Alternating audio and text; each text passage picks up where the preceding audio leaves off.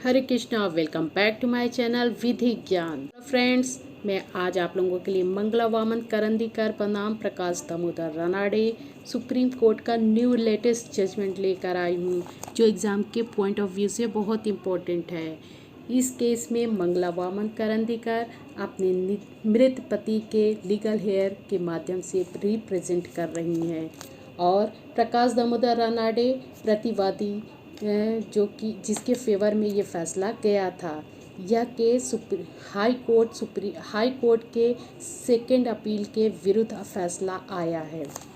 इस केस में भारतीय साक्ष्य अधिनियम की धारा 92 के परंतु 6 को कब लागू किया जा सकता है का विवेचन किया गया है।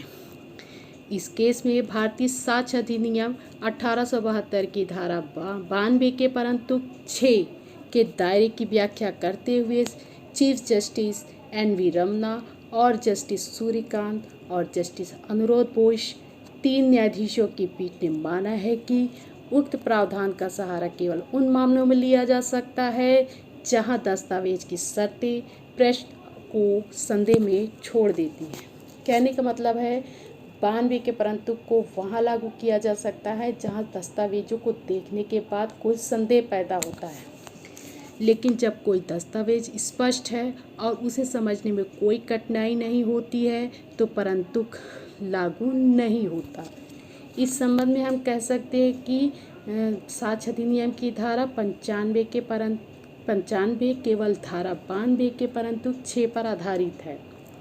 95 ये है कि दस्तावेजों को देखने के बाद कोई संदेह नहीं पैदा होता है और बाहरी साक्ष्य परिस्थितियों को भी सहारा लेकर 95 लागू किया जा सकता है।